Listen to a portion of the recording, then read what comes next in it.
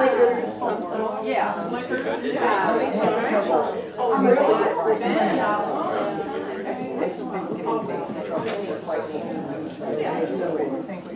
well, good morning, everybody. It's time for us to get started. Have some guests and some new faces, some new members. If I was giving out an award for member recruitment, Roberta Ferguson would win for this month. Yes. I have a few friends, Phil Wilson. This is for so we're excited to have new people join our group and have some people sitting in, and hopefully you'll like what you see and perhaps join our program. I've got some of our brochures about membership over here on the table. Feel free to take one for yourself and one for friends to pass around, so I can give you a shout out at a future meeting. But you're recruiting members too, just like Roberta. For those of you who are new, I'm Beth Wolf, and I'm Director of Continuing Education at Marshall University, and the Lifelong Learning Program is one of the initiatives out of the Center for Continuing Education. And quite honestly, it is my favorite part of my job because you all are wonderful. So I look forward to our gathering so much. Want to remind you of a few things that we have coming up. We did have our life writing, personal and family history writing class that started last week, but we have this week and next week with 2 sessions per week to go. So if you wanted to join in on that, you certainly can. The member price for that class is $60, and it meets this afternoon at 4 and Thursday at 4, and then again Tuesday and Thursday of next week.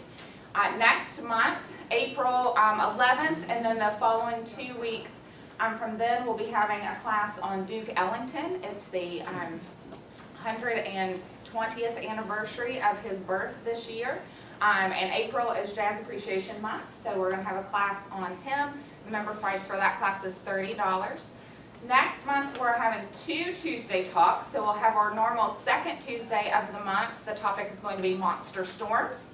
And then that is Dr. Kevin Law from Marshall University.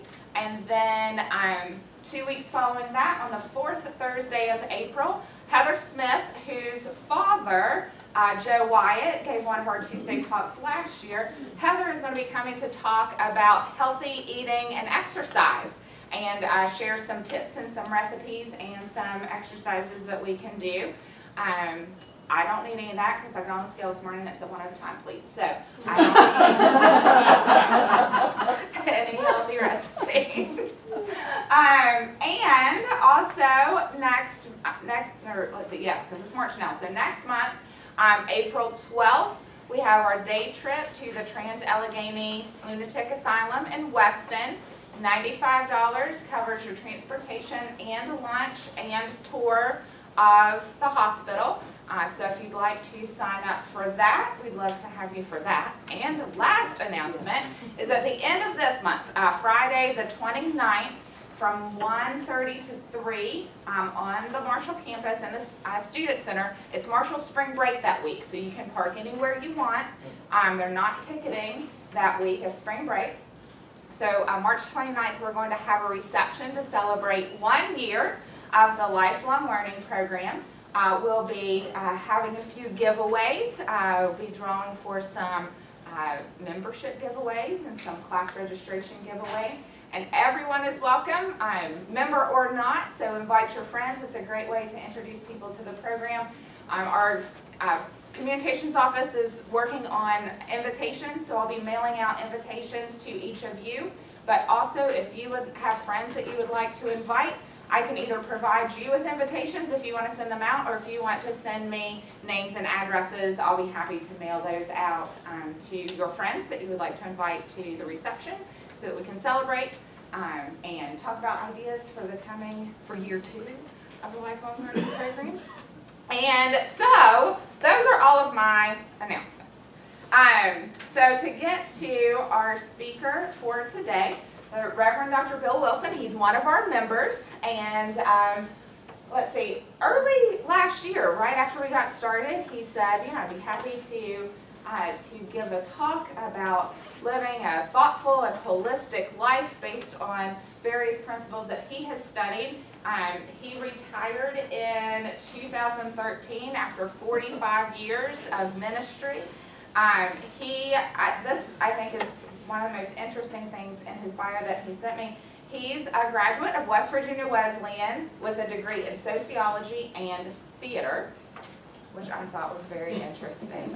And he has worked in West Virginia and Texas, and he is just very active in a number of things, and he lives here in Huntington, and he has a lovely wife and 2 daughters and 3 grandchildren, and he's going to share some thoughts with us about how to live a deeper life. And so, Dr. Wilson. Thank you. Thank you so much. It's a joy. I'm gonna use here, but I probably will wander too. I thank you so much for your being here today.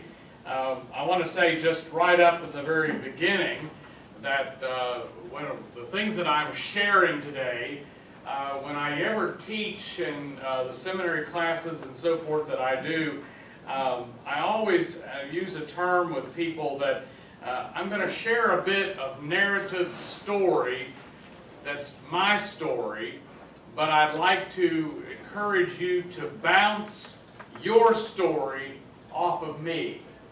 Think for yourself, well, and so that it doesn't look like I'm trying to suggest to you that this is the way you ought to be, or do, or think, but bounce it off of me, just when you hear some of the things that I share today.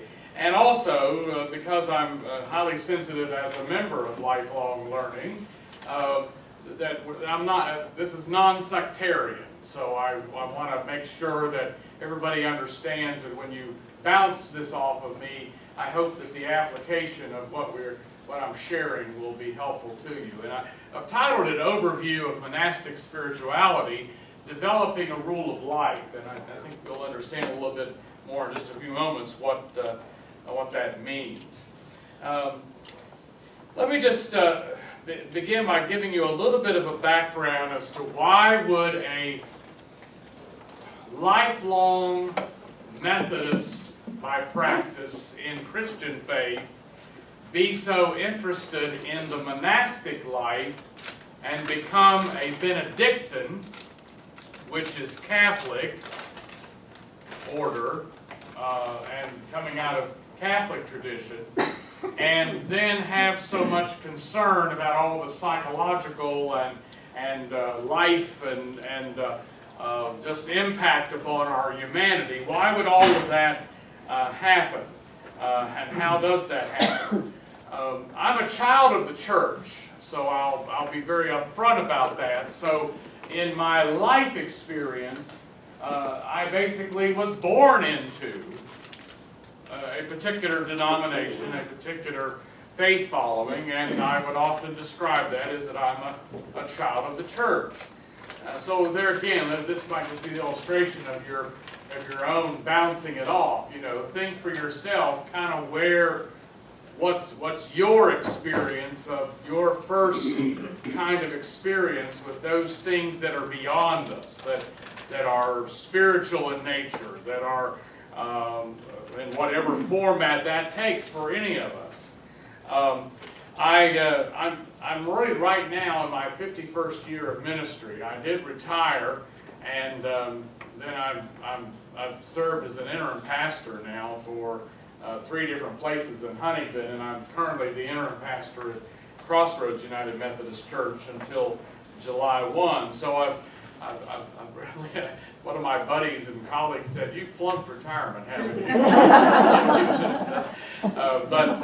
And it's been a great experience. But one of the most wonderful experiences that I had personally in my life, with a lot of other personal ones, but professionally, is the fact that I spent a few years as a hospital chaplain in Dallas. My wife is a native of Texas. I went to seminary in Texas, came back to West Virginia to serve a church, but I had this sense that I wanted to do something in the field of hospital chaplaincy. And so I was the Associate Director of Chaplaincy at Methodist Hospital of Dallas. And I was hired, very first off, to be just the employee's chaplain. The Methodist Hospital of Dallas decided that they had a real concern for their employees, and the chaplains department was able to put together a proposal that we would actually, the department would have a full-time chaplain. And so the minute I hit the door in the mornings till when I left in the evenings, my sole responsibility was to just be concerned about the employees. And it was a great experience. It was a challenging experience, and but because I also needed to have at least patients work, and you know, that's how I began to relate to staff. I mean, you know, you just don't hang up a shingle, you know, come and see me if you got a problem, you know, or anything like that, because that just doesn't work. And so I was the critical care and trauma chaplain on top of that. And I say all of that not to be just telling you about my life history, but it's at that point that I hit one of the worst moments in my life up to that point, because I was burning the candle at both ends. I mean, I literally was living just, you know, just constantly revved up, constantly giving, constantly pulled this way and that way. And by being the critical care and trauma chaplain, I was experiencing literally working in the emergency room with just very critical, you know, horrible situations, and then turn right around and have to deal with transplant issues the very next day with some of the same people.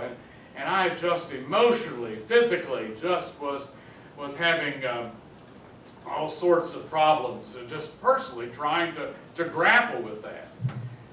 And it's like most of us in life, we can be thankful if we have a colleague or a friend who says to us and looks us straight in the eye, I'm worried about you. I'm concerned about you. And I had that.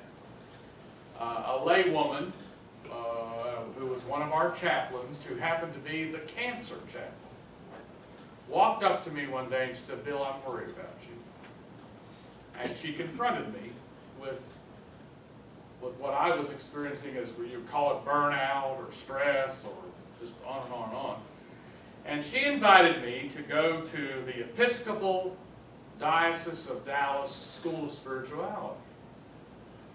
And I said, oh, I don't want to necessarily try to do something like that. And she said, well, what you really need is you need to be filled. You just need to kind of just sit back, just let the experience be the experience. You don't have to be in charge, you know, which for a lot of us that's hard to let go of being in charge. You don't have to, you know, you don't have to teach, you don't have to preach, you don't have to, you know, try to be the caregiver. You just take that in. Well, needless to say, in my life story, I would tell you that was a significant moment in my career, in my life, my vocation, my home, my family. When all of a sudden, for once a month, I'd go for a whole year to this Episcopal School of Spirituality. It's probably at that moment that some of the things that I'm just going to briefly share with you this morning began to click for me. And they were meeting a need. And that's what I want you to get nothing else out of what I'm suggesting here. It met a need that all of a sudden it made sense. There was something, quote unquote, spiritual, something within the traditions of faith, and whatever tradition, whatever belief system we have, something all of a sudden clicked that I could get an inner strength that I hadn't had before. Now you notice it took a crisis, you see, it took a moment, it took something, a moment in time to do that. And of course what I've agonized over the years is, and just my own pastoral heart, my own concern as an extrovert, outgoing person is, I'm always concerned about other people, and I just wish that other people would hope to be able to learn that and to experience that before we get to crisis. You would hope that for all of us, that before we get to the moments that are really tough in our life and have been tough in our life, and we can have those moments when we could get some inner strength. And that's what faith and being a part of our own traditions is about. It's to gain that strength somehow that we have.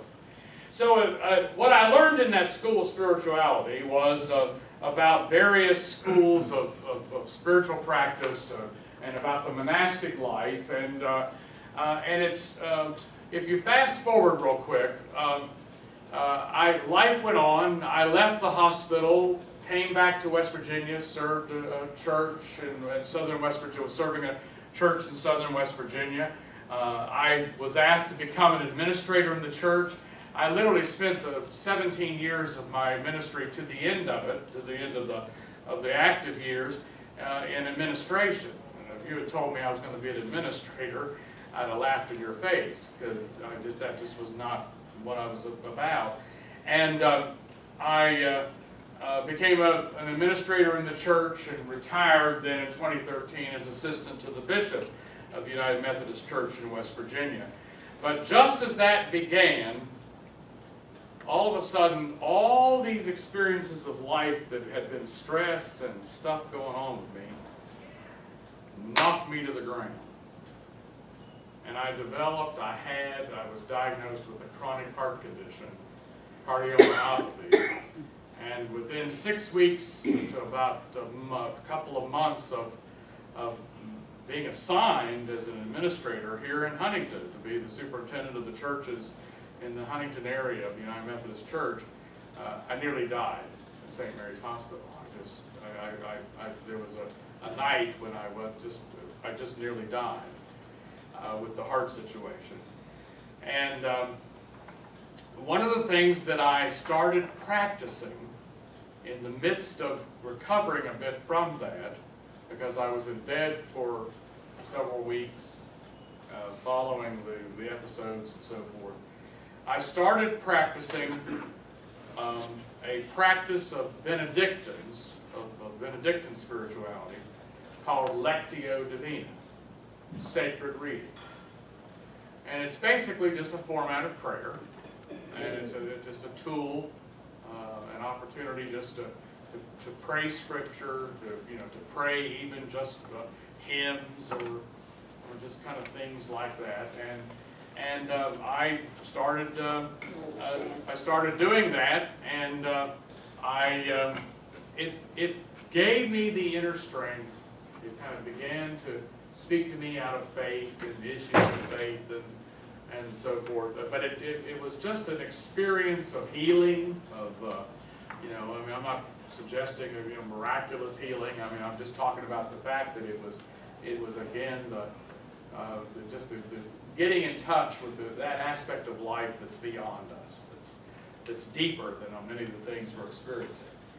And it was at that point that I remembered and started resonating with the notion that, the Benedictines make sense. And I became aware of a way in which, that as a lay, technically a lay person, meaning lay that I wasn't a Catholic priest or a Catholic, I could become a part of the Benedictines. And that leads me to our handout that I want to I wanted you to have, just by way of it. I'm not going to go through every detail of this. You could read it for yourself.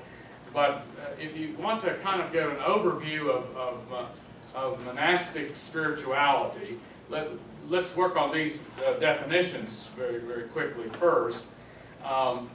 Monasticism, that whole concept of being monastic, it comes from the Greek word that means monos, meaning alone. And it's a religious way of life in which we renounce worldly pursuits to devote yourself fully to spiritual work.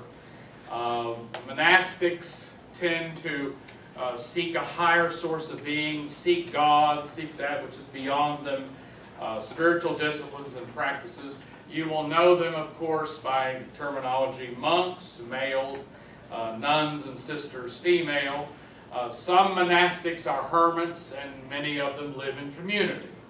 So that's what's meant by monastic. It's a particular form in the life of traditions, not only Christian and Jewish heritage, but also of other faith followings as well. I became, about 16 years ago, a Benedictine oblate. So what is a Benedictine oblate? That comes from the Greek word meaning offering. And it's a person who, following the early practice of Saint Benedict in the 6th century, offers themselves to God, promises to live the monastic values in the world. Oblates are not monks or sisters, but oblates choose to live the values of monastic practice in their secular life. And I think this will unfold for you in a minute here just to see. Saint Benedict, who wrote a rule back in the 6th century, this was a term that he used for children who were presented to the monastery to be reared in that 6th century. It would not be uncommon for in communities and towns and regions to take children to the monks and to some of the places that where sisters lived, and they would be reared, they would be taught, they would be and educated. Many of you may know just from a history standpoint that Benedictines in those centuries were instrumental in Europe, in terms of the education and the high value of literature, and really kept at a time when there was just such a struggle in the history of the world, kept things moving along and developing. So the term was originally used for children in the monastery that were being trained spiritually, but later there developed an interest because oftentimes in the history of monasteries, places where monks and sisters live, people would be drawn to want to learn from them. When we still have that today in the 21st century, where from people who are monastic, you just want to kind of glean from their quietness and from their wisdom and so forth. And so that developed then to become the title by which people were given, the title meaning just naming it, being the kind of the person who would choose to want to learn from the monastics and live their life in the world. So many, particularly Benedictine oblates, we make a promise. Persons who become a Benedictine oblate make a promise to live the values of the monastic life in the world. We do not vow. It's not a vow. One of the very first questions I asked when I first went forward was, to ask them about it was, I love my wife and I love my children. I'm not giving them up. I don't. Am I being asked? If I'm going to be an oblate, do I have to become celibate? I don't know. I'm happily married. I don't want to be celibate. And no, that is not the point. You promise to live the values, and I chose in my journey, my story, to become a part of St. Meinrad Archabbey in Indiana. It's in southern Indiana, about 60-some miles west and north of Louisville. Outside of Louisville, as you go on Route 64, there's a community called St. Meinrad, and there's also just near there then in Ferdinand, Indiana, there's a monastery of female monastics, of Benedictine sisters. But St. Meinrad Archabbey, which is well over 145 years old, 150 plus years I think, as a monastery, but the Oblates have actually been a part of St. Meinrad Archabbey for 140 years. 140 years of these rural people, reaching out to the monastery, wanting to learn. So that now at St. Meinrad, we have about over 1,000 Oblates from all over the United States that relate to St. Meinrad Archabbey, who relate to the monks at St. Meinrad Archabbey. So that's kind of what monastics and oblates and what that's all about. So I chose in all of that to become a Benedictine oblate and to live my spiritual life, even though I'm a United Methodist minister, born in the church, live my life as a United Methodist in my faith following. I practice that. But in my spiritual practices, I've made a commitment to live the monastic life in the world. And I think they'll unfold what that means. Let me just very quickly look down through there. I wanted to just make sure that for our lifelong learning, and to remind ourselves of things we might have learned in the past or new learnings, some key dates that have happened in monastic spirituality. This goes way back into the, now I don't know if you are familiar with the, most scholars in theology and religion now use the terminology that we are sometimes, many of us, accustomed to as BC and AD. BCE means before the Common Era. It's a scholarly term to mean before the point that we would call AD if we are of a Christian following. But it was designed in scholarly theological work to be sensitive to the wide variety of religious perspectives. So BCE means what we would sometimes, many of us probably learn as BC in Christian tradition. So around Buddhism, of course, has had a monastic quality to it. There are Buddhist monks, and we've experienced some, I think here in Huntington, we've had the experience of some of the things that practices that have been done by Buddhist monks. They became, way before any thought of quote-unquote Christian spirituality, monastic spirituality, were in communities, and we're both male and female communities. I also wanted just to point out to you that the Jewish tradition has had a monastic quality to it, an aspect. The Essenes were a Jewish sect in the 2nd century that flourished all the way into the 1st century of what is called the Common Era, or we would refer to that as AD. And the idea was to keep separated from the ways of the world. There is, notice there was an early tradition, and I would point out it's a tradition that in the scriptures, in Christian and Jewish, Christian scriptures particularly, Joseph of Arimathea established a settlement of monastics in England. Now that's just tradition.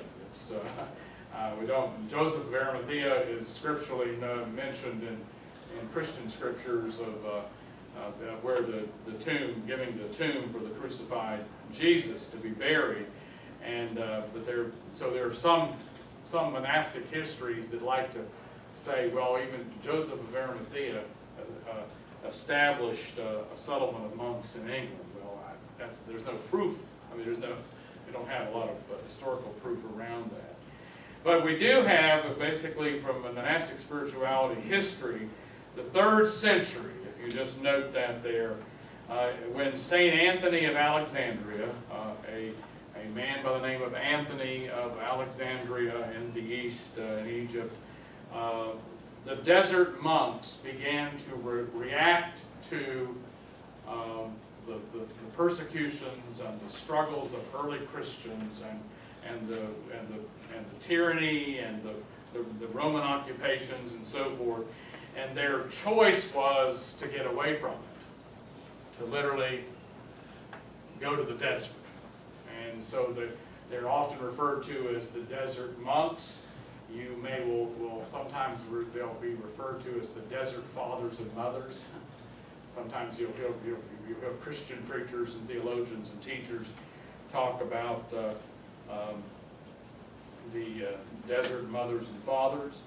They were most often hermits. They didn't live in community. There was even there was one kind of grouping of that. There was even persons who literally would get up on to cut parts of trees and poles and literally sit up on poles off of so they were just totally away. There was that kind of practice to get away from the world. And it was considered to be in monastic spirituality the first wave of monasticism. This was kind of the first wave of things that began to develop, and the spiritual practices, and that's really where the whole concept of celibacy started entering into the practice of Christian tradition, of not having a family, but to have the single life in this. I want to point you down to the 6th century, the Western monasticism, which is the influence of Saint Benedict of Nursia in Italy. This is considered to be what's called the second wave of monastic life, and basically was the beginning of pulling together of persons in community. And one of the defining concepts of Benedictine spirituality is the establishment of monks, sisters, oblates into community, living together to practice their spirituality. You may notice there at the very bottom of that page that it became, of course, the Benedictines were the most influential monastic order through the Middle Ages. And it declined when Henry VIII in England just simply wiped them out. I mean, that's why a lot of times in world history you will hear of that and know of stories of that. And there's lots of various writings about that particular period of time. Things began to develop, and just like anything that's good, all of a sudden something will creep into it, and people, power and wealth and acquiring of property started entering into monastics. We got our place here, and they started getting a little, going this way and that way, and so there was a need for reform. And so I've kind of just listed, and I'll let you just look at that on your own as to the various experiences that happened around the 11th and 12th centuries of literally trying to change and reform and get, become more strict again, back to original purposes. Right there in the middle of that page, the impacts of the decline of monasticism, these were some key things that happened that really impacted the life of monasteries. And of course, you can readily see that the plague in our world history was one of those. Protestant Reformation, not to be negative about any of us who have follow in a tradition of being Protestant, that is not Catholic or Orthodox. The Protestant Reformation in 1517 did have an impact. Martin Luther himself was a monk, but he struggled over theological beliefs and teachings and so forth, and it began the movement then of what we know of in terms of many of the traditions that are Protestant. Poor Henry VIII, he just did a number on a wide variety of things, and as a part of that, of course, was not that it is what it is. The Church of England and our Anglican experience is very positive around that. But unfortunately, what Henry VIII did was he dissolved a lot of monasteries, and it all had to be about his power and control and the issues that were happening at the time. And of course, then the French Revolution, because there were in France a lot of monasteries, and it had an impact. I wanted to also just point out that there have been Protestant monastics, and one of the very first ones was the Seventh-day German Baptist in Lancaster, Pennsylvania, in our country in 1732. And so you have, offshoots of people who begin to live certain lives. You wouldn't necessarily call them monastics, but you think about all the various communities. We love to, I go to the Cleveland Clinic and we stop at Amish country, and we like to go to Zor, Zor, Ohio. It's a settlement that was a kind of a separatist from a pietist group that kind of has that monastic quality to it, of community. The Shakers, you can see, again, they're not necessarily classified as monastics, but it's that notion of community, pulling away from the world, living kind of around their spiritual practices. And then I've just given you just some other key dates. The reason I put, just because it's my faith following, just to identify that the 18th century is when John Wesley, the Anglican priest, established Methodist. There are several people who say that if things had maybe not gone the way they did for people who were Methodists, in terms of us being an American-based, American Methodism coming to, in 1784, we might have ended up being, if just in any course of change of history, we might be the Methodist order, the order of Methodists, like Benedictines. We might have been Methodists. That was, if it hadn't just been for all the political shift and change of us becoming a country, we might have, those of us who call ourselves Methodist or United Methodist or whatever form of Methodism, we might have just been an order of, in the church. And it might surprise you that there really are, there's a dwindling number of monks and sisters in the world. We know that. We've seen that here, haven't we? We've watched our, the Palatine sisters, and their decline and decrease in number, and the various orders like that. And that's what I've mentioned up there about, there's the Franciscans and the Dominicans and various orders that became kind of monastic in their life and their approach. But notice what's happened is that there's about 20,000 Benedictine oblates worldwide. So what is beginning to happen amongst Benedictines is that people, and only, I use this as a point of reference, people like myself who've chosen to live monastic values in the world as a Benedictine, that's increasing. I was, and I say this very humbly and not at all to be haughty, but I was invited in 2017 by St. Mindred Archabbey. I was just shocked that I was asked by the abbot and the oblate director to represent St. Mindred Archabbey Oblates in Rome at the World Congress of Benedictine Oblates. And I was the first Protestant to ever be asked from the monastery to go represent our oblates at this World Congress of Oblates. And it's just, that was the whole theme and understanding that oblates just are growing across the world and carrying the Benedictine values, where the monastic communities themselves tend to be declining monks and sisters. So what I'd like to share with you now is just a little bit of some of the oblate life, and this is in the my offering to you. What are those practices that would be healthy for us in our lives? And this is not to make Benedictines out of you, and I'm not here to recruit. I'm not like Bert. I'm not trying to recruit. But this is these are what I have, again, bounce it off of me, your experience, where this fits for you, based upon what my oblate life has been like as in terms of monastic practices. And the first one, if you turn to the page, is the rule of life. And I think this is probably for most of us the very basic, and it's something that we're all probably about one way or the other, but we may not have ever named it this way. We might never have claimed it or said it this way.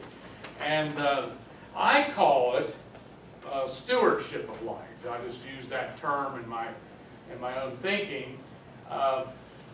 You see, Saint Benedict wrote a wonderful rule. That rule is a classic. It's a classic wisdom literature. Benedictines are obligated to read the rule every day. Part of my practice as a Benedictine oblate is that I read a section of the rule with all Benedictines across the world today reading the same reading from the rule. And it's classified as wisdom literature. It's a good guide in terms of living, although it's very 6th century. I mean, it talks about, not going to bed, make sure when you go to bed you take your knife off, and, I mean, things like that. But there are some practical implications, and there's been some wonderful writings of, commentary and interpretation. But it's something we do just to remind ourselves of how to live our life as Benedictines. When I went to the School of Spirituality, back again in Dallas, when that year that I was just at my burnt out and so stressed and beginning to get kind of refreshed and renewed, we came to a month when they started talking about the rule of life, living a rule of life.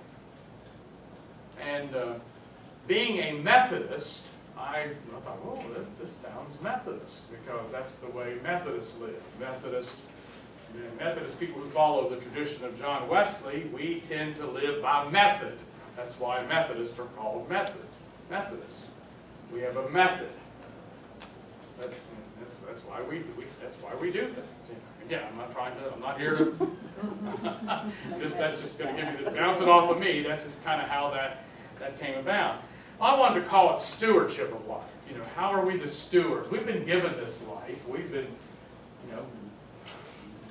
here we are. We're living this life, and how can we take care of it and so forth.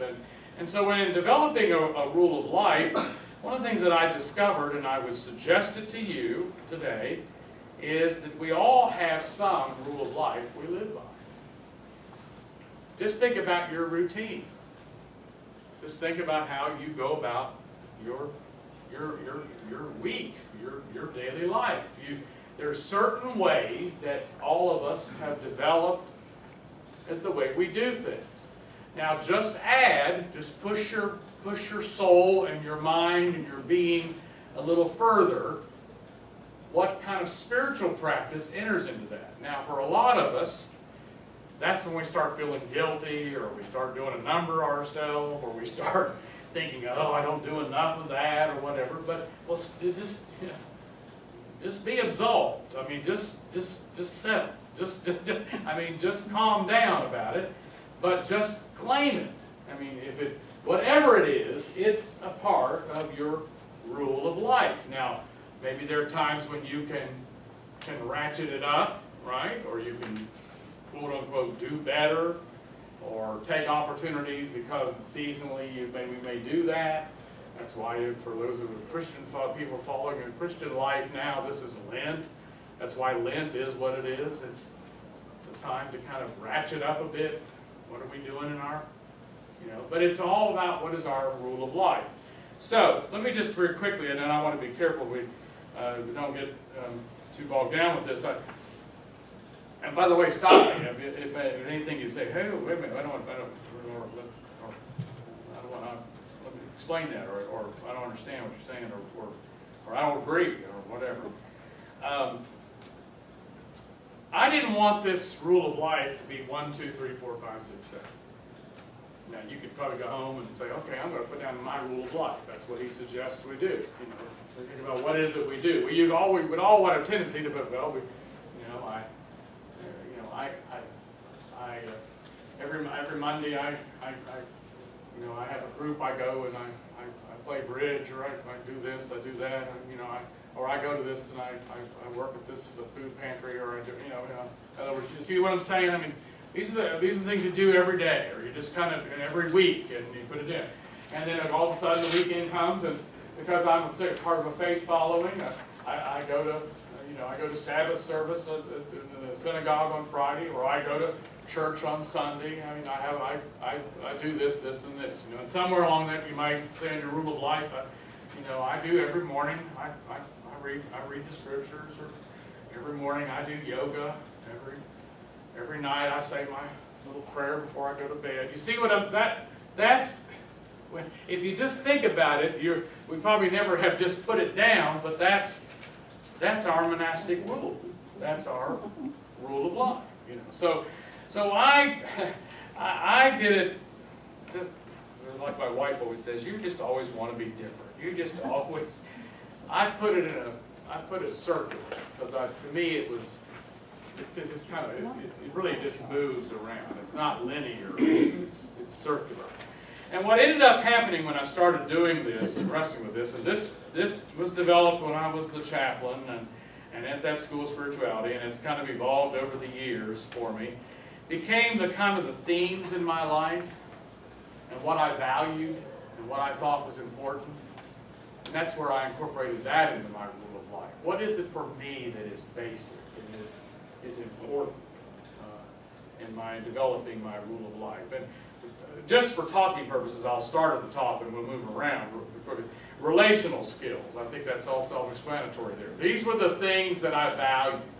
These were the things that were important to me, and were skills and attitudes that I needed to have.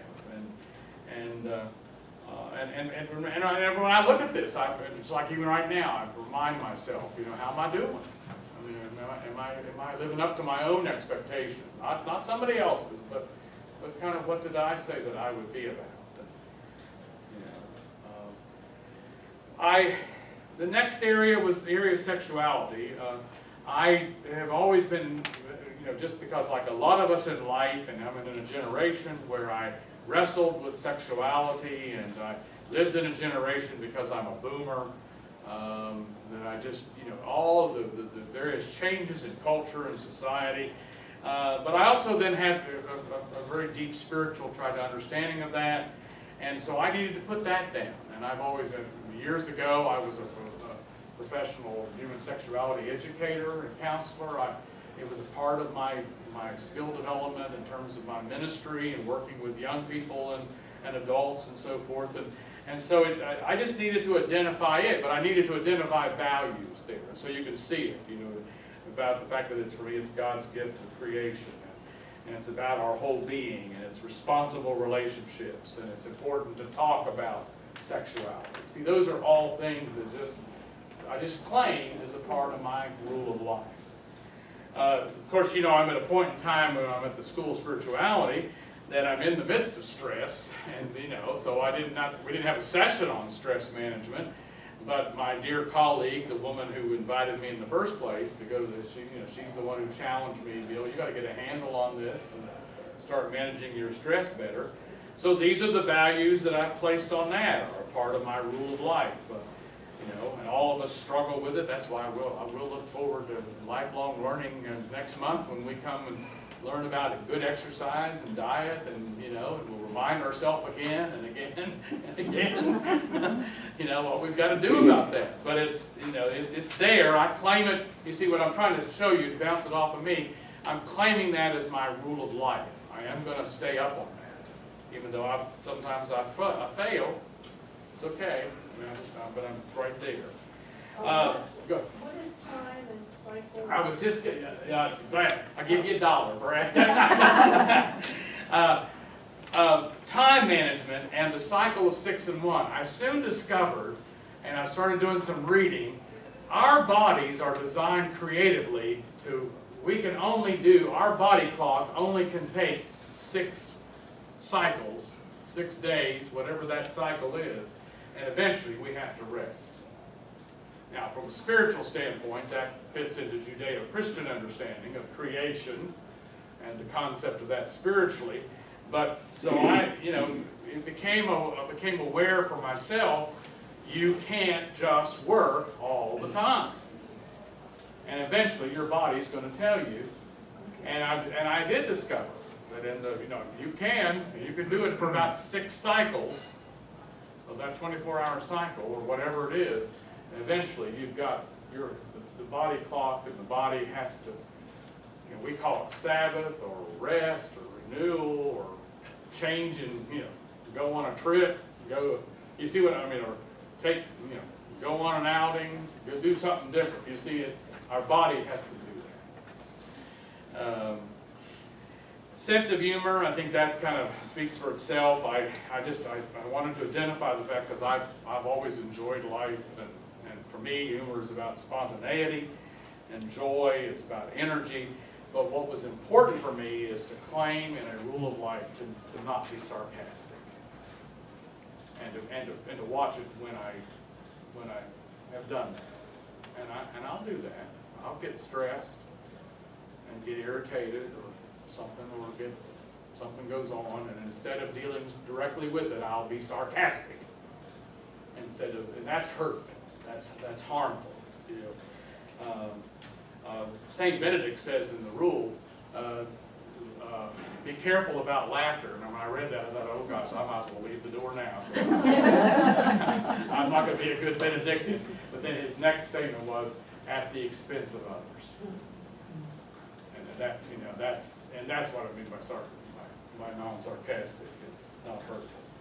I've always wrestled with my self-image, and I soon realized that that's not just body image, although that's part of it, but this image, and I got in touch with the psychologist Albert Ellis years ago, that we all have this false sense of being perfect, and that's where the self-image starts doing havoc with us. And that false sense of being perfect is the phrases that Albert Ellis used several decades ago.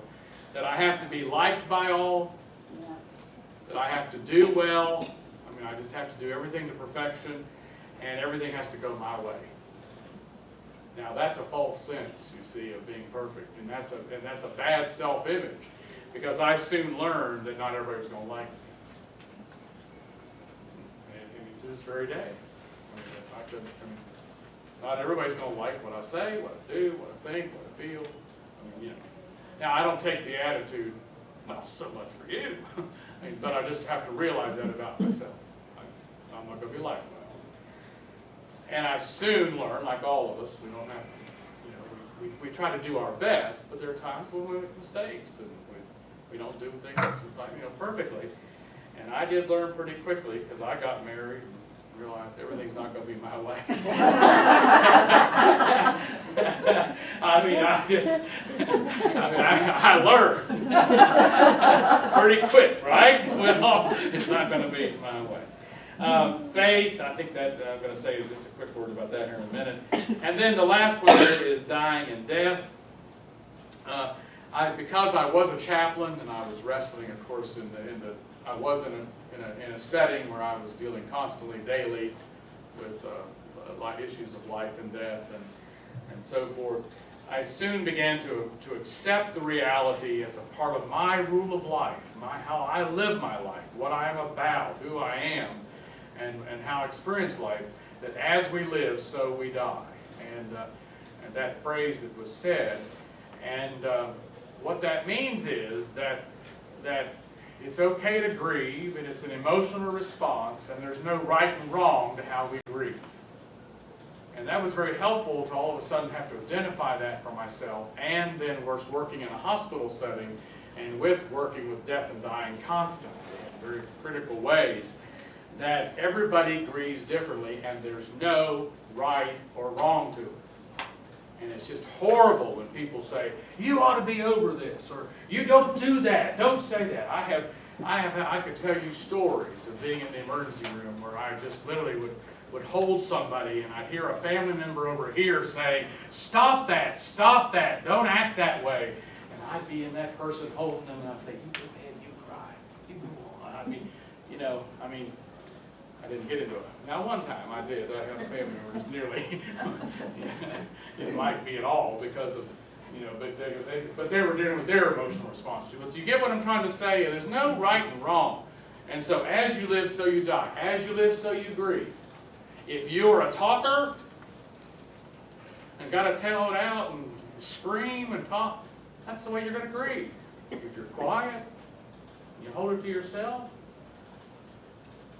that's the way we're going to grieve. So it is the way we die. And my illustration of that has always been, with her permission, my wife is an introvert, I'm an extrovert. My wife is sweet, I'm...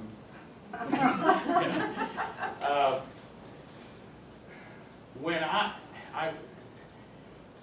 my dying will be talkative, unless it's tragic and, instantaneously. I probably will be trying to explain what's going on. Teaching, telling, this is what I'm feeling, this is what I'm thinking, this is what's happening. My wife, quiet. Leave her alone. Probably in her death, that's the way, that'll be okay. That's the way. And of course, it's a lifelong process, and it's not to be morbid about it, but I claimed in my rule of life that as we live, from the time we were born, we're dying. That's not to be morbid. But literally from the time we took our first breath, we're on the dying process. So life, we just live daily, knowing. And St. Benedict, by the way, teaches in his rule that the monk, the sister, the oblate, must always have death before their eyes. He doesn't say that to be morbid. He's basically saying in the 6th century, that very thing. From the time you're born, we're dying. The monastic practice of praying the hours, I'm not going to go through all of this because I do want to just share about Lectio Divina as a practice, but to just highlight this next page for you to read kind of on your own, I put it together as an overview for various classes and groups that I've shared with. The monastic life does have a commitment to prayer, to spending time with God. So it's a time you could, in whatever faith following or experience you have, whether it's in your belief system of that there's prayer, conversation with God as you claim God to be, or if there's or if it's the time for your quietness and your meditation, so that you're just getting beyond yourself, so that you realize that it's not just about your presence now. Whatever form that takes, these moments and times when you quiet yourself, when you're seeking that strength from that which is beyond us, whatever that is, that higher power. For us in Judeo-Christian heritage and other faith followings, it's the concept of what it means to quote-unquote pray, to converse with God, or to, better than that, kind of just be in the presence of God, feel God's presence as a kind of a belief system. So the monastics have practiced, and it comes out of Judeo-Christian heritage, out of the Psalms, where the psalm writer in the Hebrew Scriptures says in Psalm 119, 164, 7 times a day I praise you. So the marking was that there are 7 times in the day. So one of the things that I always try to remind people when I'm sharing about this is that Islamic tradition has a wonderful lesson for us, for any of us, about praying 5 times a day. And the prayers, and we see the emphasis of in the Islamic tradition of literally stopping wherever one is and entering into time of prayer. Judeo-Christian heritage has always had the marking of 7 times a day. And so you see that, and it's, you talk about wrestling with that, but sometimes many of us fail at that, trying to that own awareness of that. So the monastics are very, in the life of the church, throughout the centuries has named them as these 7 times, and you see them there, an approximate time in which they are. And they did come out of a tradition of marking the military Roman watches, the changing of the Roman watch. I mean, it was, so it did come out of that. So to be fair about, I mean, there's no scriptural reference to, or Judeo-Christian reference to exactly the times or what they're named, but just where the psalmist says 7 times a day I praise you. And so I've given you just a little background in there about those times. And primarily the practice is, and this is just so you bounce it off of me a bit, the oblate. So if I'm an oblate living the monastic life, do I pray 7 times a day? Well, Benedictines, just to confess to you, don't pray 7 times a day. They've incorporated it to a basic format of 4, including vigils and lauds together, and not having a mid-afternoon prayer, but there is a midday prayer. So really what is often referred to in Benedictine practice as the hinges of the day. The hinges of the day, of course, is morning prayer and night prayer, or evening prayer, morning and evening. And then in the middle of that is midday. And then the very last thing you do at night is that last prayer, or that last time, compline, which means completion, night prayer. So most Benedictines will practice, and most monastics, and a lot of the universal church of Christian faith will practice morning,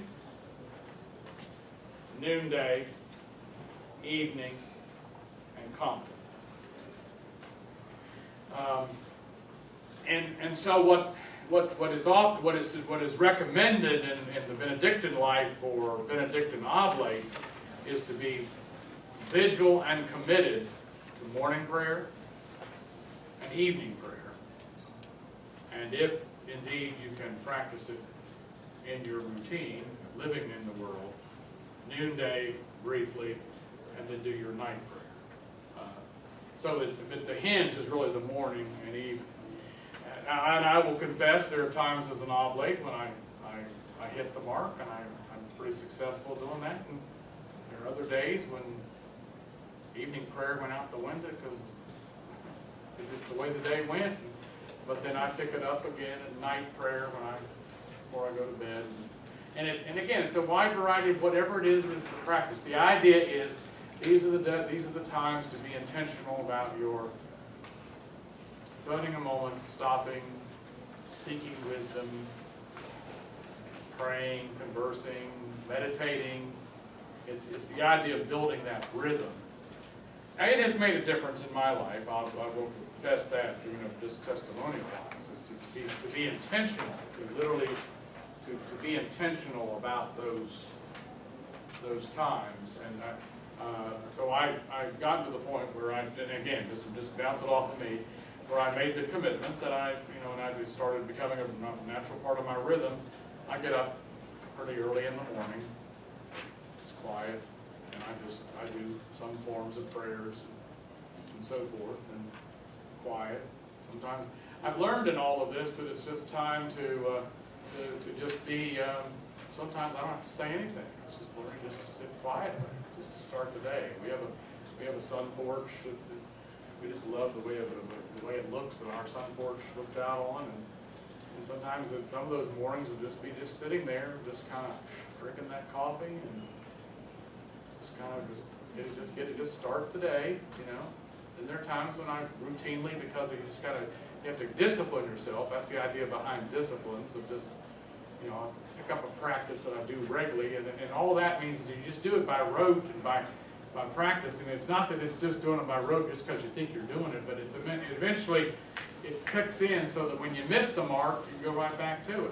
That's the point. That you go back to the. So that's the whole practice of what's called, and it's called traditionally amongst monastics the liturgy of hours, or it's often called the divine office, meaning the times of prayer. And it's been very, very powerful. But I want to say one of the most beautiful times, I think, is the night prayer. And there is coming out of of Ignatian spirituality from St. Ignatius is what's called the examen. And the examen, quote unquote, was really a practice that St. Ignatius followed over 30 days, but it's been incorporated as a daily routine as well. The examen of conscience, not consciousness, conscience, and it's, as I suggest there, it's raising questions with yourself and just in reflecting. How's God been present in my day? How did God speak to me today? Did I resist God? How did I cooperate with God? What did I do today? Where did I fail? What was so fun about today? I mean, it's not just always like, oh, beat yourself up. What was today like? And you take that moment, and then if you have a common practice, and just a lot of people tell me that they, for years, and a lot of dear people that I've met over the years, will say, I haven't missed a night when I just lay my head down on the pillow and I say a little prayer that I've been taught ever since I've just always been taught. That's night prayer. That's common. You've done, quote unquote, you've done common when you do that. Let me just tell you then now, and kind of wrap this up, and I don't want to discount it in terms of, because it to me was one of the most significant experiences of my becoming Benedictine, and it's what is called Lectio Divina. It is a practice of Benedictines to literally do what's called Lectio. It's often coined and termed as Lectio. That means sacred reading, and it's praying the Scriptures. But I also want to quickly say to you, it isn't just, that's the root of it because out of Benedictine spirituality.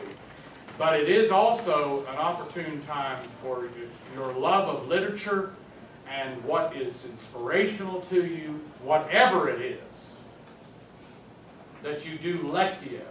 And to do Lectio means that you intentionally take not just the whole reading. Well, you've read this, you love your poetry, or you love a particular writing or something like that, but you use it as a way to center yourself and to quiet yourself, to literally just, and I don't mean this to be mystical, but just to kind of leave the moment and just be quiet.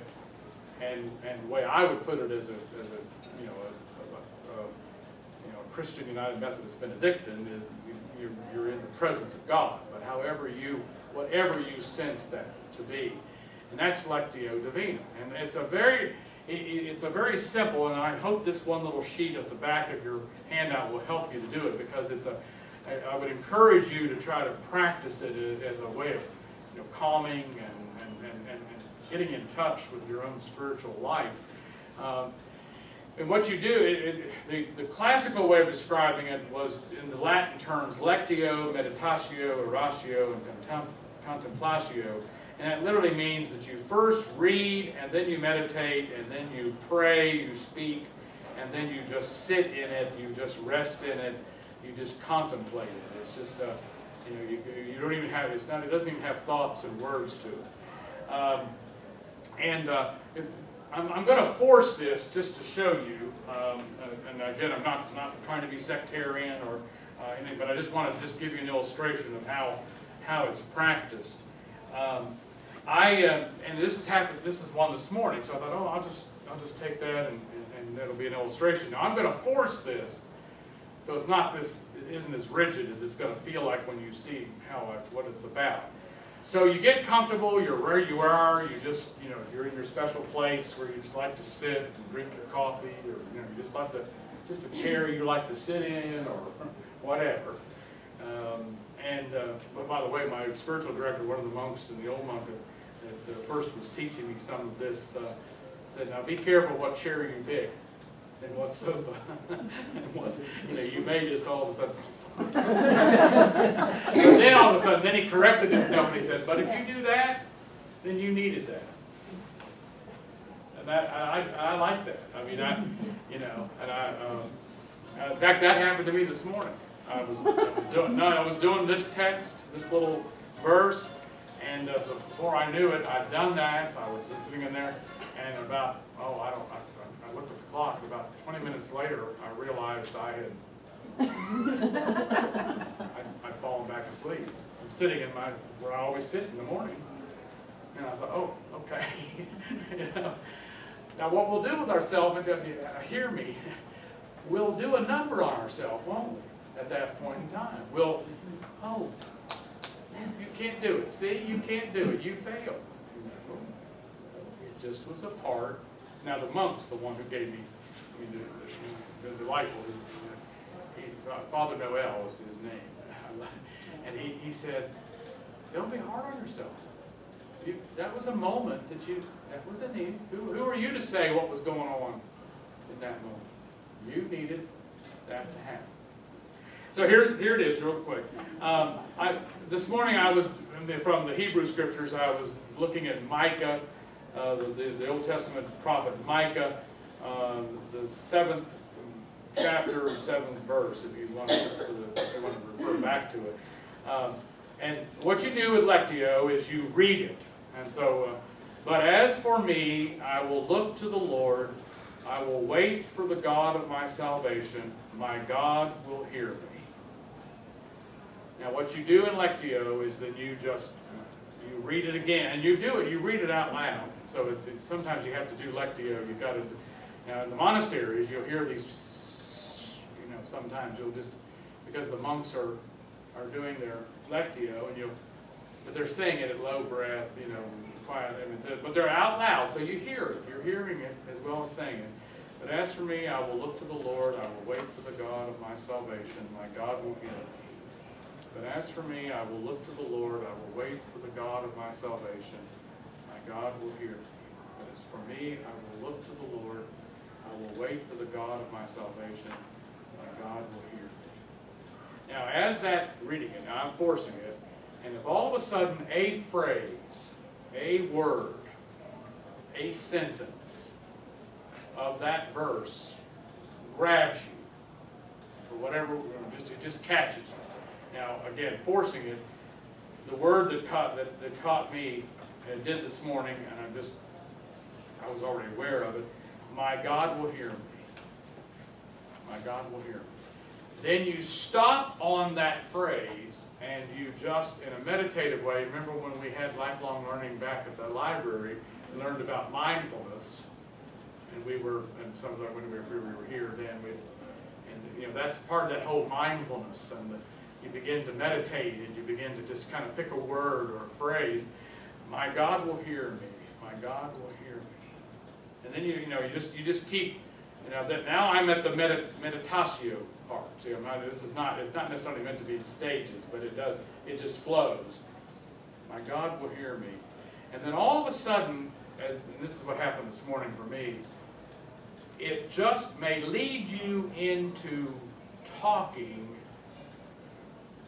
praying, dialoguing, conversing with God, or with whatever your sense is. God, you hear me. Oh, God, hear me. And then you start forming your thoughts. And I remember this morning saying, just reflecting a moment, saying, God, hear me. I have some issues I'm wrestling. You see, it all of a sudden just put me into a mode to express what I was feeling. And then you go back to the verse, oh God, hear me. Oh God, hear me. My God will hear me. And then eventually, you just, as the monks would say, you just rest in it. And it literally what happened this morning. Which is, okay. My God, that's the last thing I remember. I remember at that moment, and that is that I had said, God, and I had said something that something I had struggled with since last night, and I just said that, and then what happened to me at the moment was God hear me, because that's what it said right there. You see, I'm not trying to prove it. I'm just saying, my God will hear me, and that's what happened. Now I forced that a bit to show you. That's what Lectio Divina is.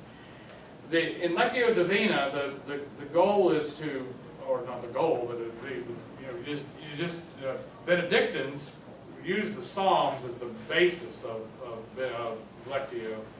In fact, Benedictines pray all 150 Psalms over a 2-week period. Now that's, again, in other words, pieces of it, here and there, all 150 at some point. And now when I experienced this in my heart health, this is what all of a sudden I began to, when I was so bedfast and sick and could not put one foot in front of the other, I was experiencing just the opportunity to be strengthened. I was just feeling a strengthening, that it was just, it's just, I only say that just as a personal illustration of what it meant to me. I want to close by showing you that it's not just Scripture. Because I want you to feel a comfort level with this too, because and for particularly a lot of our faith traditions and so forth, music and the verses of hymns and psalms. Well, we all have those phrases, and sayings that just catch us. You can do lectio on that, because the whole purpose is to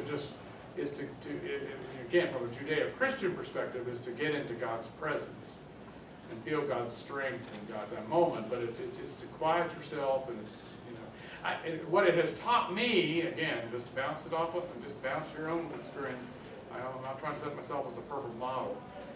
I have learned as a result of doing this to just simply be able to sit quietly. And I can now sit quietly and not do much of anything for a longer period of time than I ever used to, which I did, some of that's aging.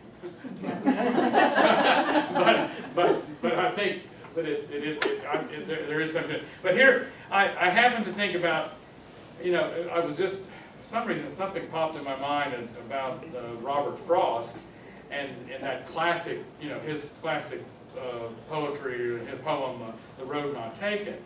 And you just take something like that, and you maybe you're reading a poem or reading something like that, and 2 roads diverged in the yellow wood, and sorry I could not travel both. Because one traveler long I stood. And so I decided, well, I did this the other day. I thought, I'm gonna, because I wanted to make sure I conceptualize, because I don't do a lot of that now, just because I don't. I pretty much stick with the scriptures, but I'll do occasionally a hymn.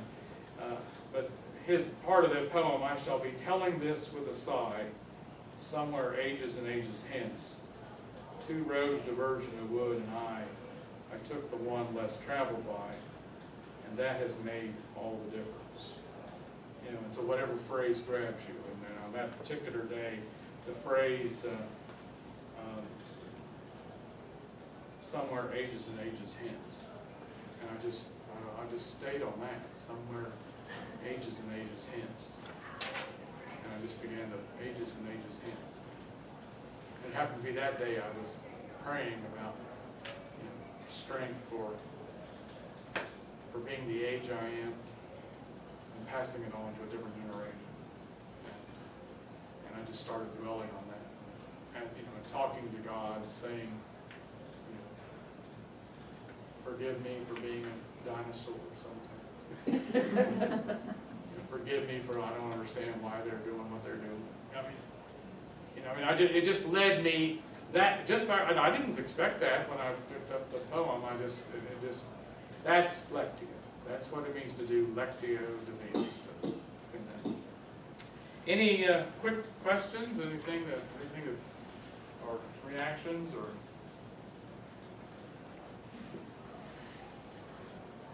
I appreciate this time, and glad to be able to share this. And again, I hope it just bounced off of me where are you with your experience? And if I can be helpful to any of you personally, let me know anything that I've said. I'd offer these words from the, not because I'm like a preacher to give a benediction, but hear these words from the rule, because they're pretty impactful of what St. Benedict said in the 6th century. These are his words translated into the English. "In all things, may God," and I would say whatever God means to you, may God be glorified. And St. Benedict said in his prologue, listen, but listen with the ear of the heart, and never lose hope. Never lose hope. And peace be to you as you are peace for others. Thank you so much.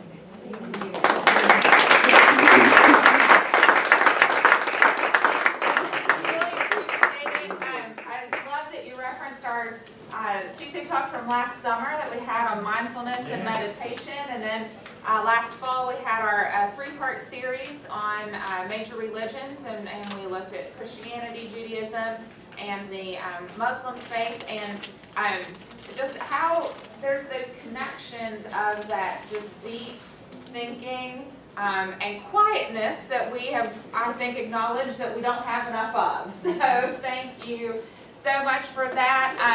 Again, just a quick reminder, we do have programs coming up, the Ellington class next month, the trip to the Trans-Allegheny Lunatic Asylum next month,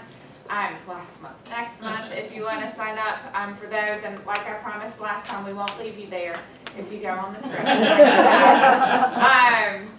And Can if we you vote like, on leaving somebody? Oh. oh no, y'all might leave me there, but if you'd like to sign up for those, again, the Ellington class, $30 for member, the Trans-Allegheny trip, $95 for members, and that includes your transportation, the tour, and lunch. Who's doing the one on jazz? We've got a music professor at Marshall who has offered to do that. I've known him for a little while. Was there any arm bending Happens to be involved? my husband. I think there were some like, would you please do this? But he teaches in the Jazz Studies program at Marshall, and loves Duke Ellington. If you come to, he conducts the Jazz Ensemble 1 at Marshall, and if you come to any of their concerts, I guarantee you'll hear at least one Ellington tune on every concert that they do. So I think that's going to be a great class. And don't forget, we've got the reception to celebrate our first anniversary of the LLP at the end of the month on the 29th. Actually, during Bill's talk, I got the proof of the invitation, and I don't think I'm going to have to make many changes, so I might have them in my hot little hands by the end of the week to get them in the mail. And remember, it's open to everyone. Please invite your friends, and if you would like for me to send invitations to anybody, all you need to do is get me their name and address, and I'll be happy to drop those in the mail for them. And if you have any requests for refreshments for the reception, let me know, because I'll be placing that order. So if you have anything, cookies or brownies or other sweets, or that's before our healthy eating thing. So it'll be at 1:30 on Friday, March 29th on Marshall's campus in the Student Center, and everybody's welcome. So if you need to chat with me about any of our upcoming events, have any questions, or want to register for anything, I'll be around for a little bit, and then I look forward to seeing everybody at the reception at the end of the month and at our Tuesday talk, second Tuesday of April, about monster storms. So thanks, and have a great day, everybody.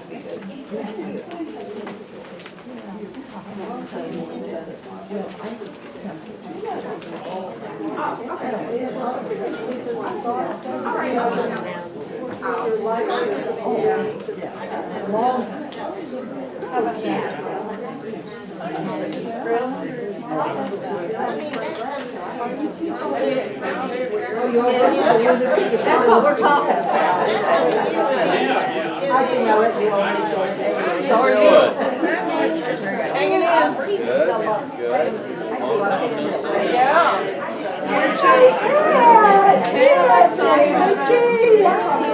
Forever. How are you? Are you part of Australia? No, I'm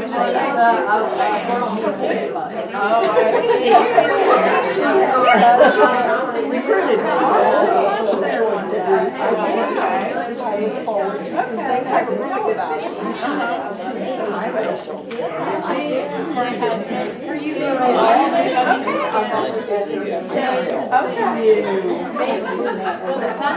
Probably, past at some point. Yeah. I did, and I was excited about it. All right, and in Logan and Mingo too. I had to go up to Logan the other day, somebody said, well, I see you've been to LA. Yeah. Nice to go there a lot too. Yeah. I am, I'm living in Wingate now, I'm there in October, I have cottages, that Wingate episode. That is Really? They have 10 of them, but they're pretty much. Sold it all in new. All paired down.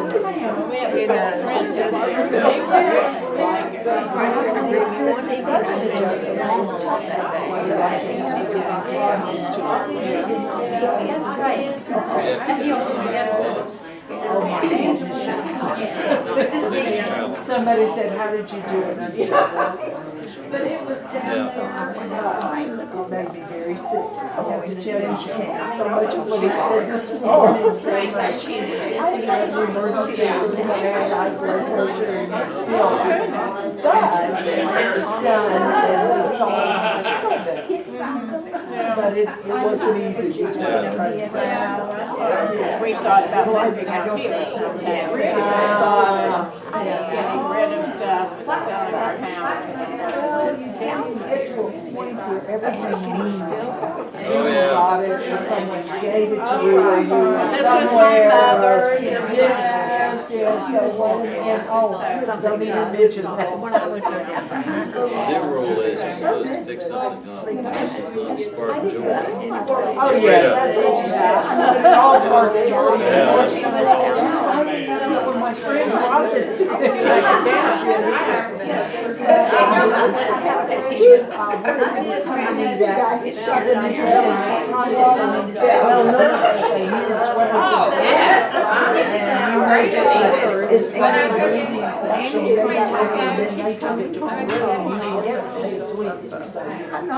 Some lady did for me, but they got all these things from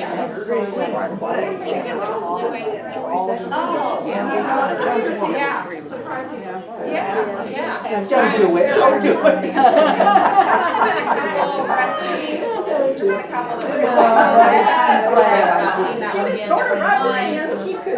It had to be done.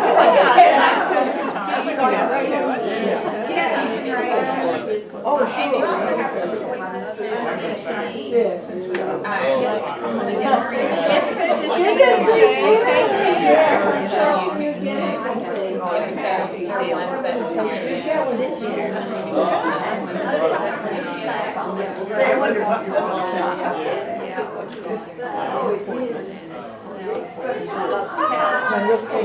Tell Charles that I expect him to shave next time. Next time I expect him to shave. Good to see you. Need you all that time. He told me that.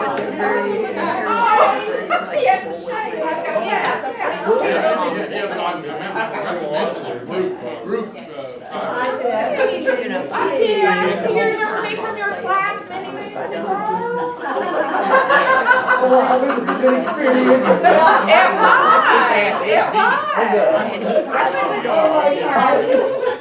Don't get that. So it kicked my butt because, for 4 weeks or whatever. Yeah, that's right. We're gonna get down to business. Yeah. Well,